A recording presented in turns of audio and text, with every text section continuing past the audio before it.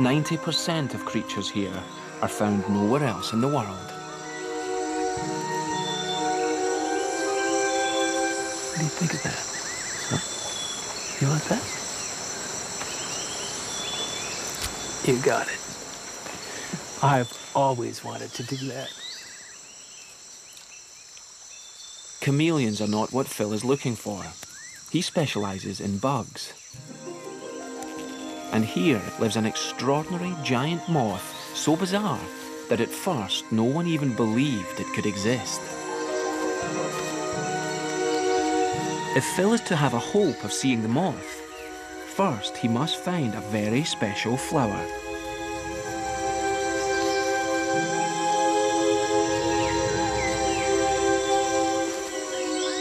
He has spent most of his life in this kind of rainforest adventure.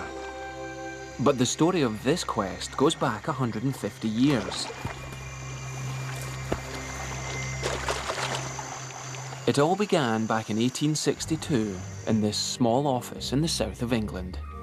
It was here that Charles Darwin first examined an unusual flower that had everyone baffled. An orchid from Madagascar that seemed to defy the laws of nature. This flower hid its nectar at the bottom of a long, narrow tube. It seemed inconceivable that any insect could ever reach it, but Darwin famously predicted that somewhere in Madagascar there must be a gigantic moth with a tongue 12 inches long. Darwin's peers ridiculed him for his prediction, but 150 years later, Phil has rediscovered the famous comet orchid high in a tree. And now, he hopes to show that Darwin was right after all. This is what Darwin was all excited about. Look at the size of that nectarine.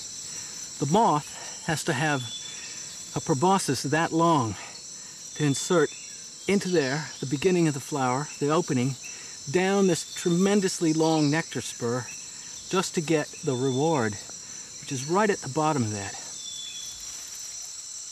The question is, will the strange flower act as bait to attract the world's most remarkable moth?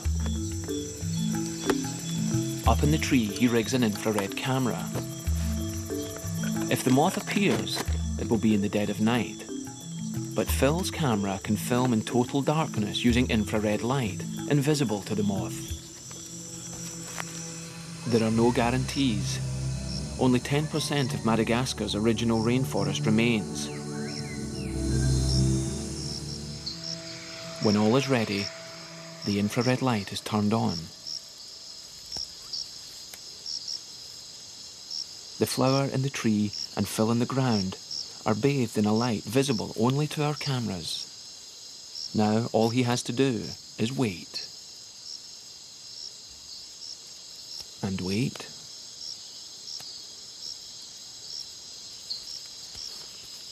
It's going to be a long night.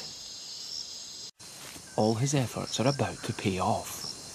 Oh, there it is. It's hovering in front of the orchid. There it is. The tongue. Look at the tongue's coming out, man. Amazing. Look at that.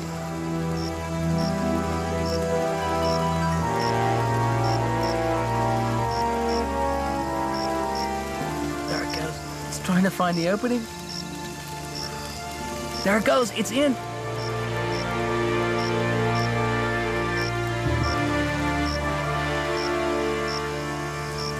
It's drinking. Yahoo!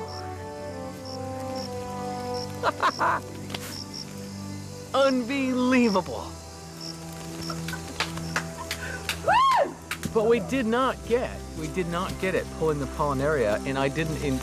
So if you can't, it came in right here, and it hovered. Tongue unfurled or it unfurled? There's tons of that. It unfurled it, yeah. And it pushed itself down in, and then once it did that, I'll bet you anything is that once the basidium, the sticky bit of this pollinia, there it is, going, unbelievable.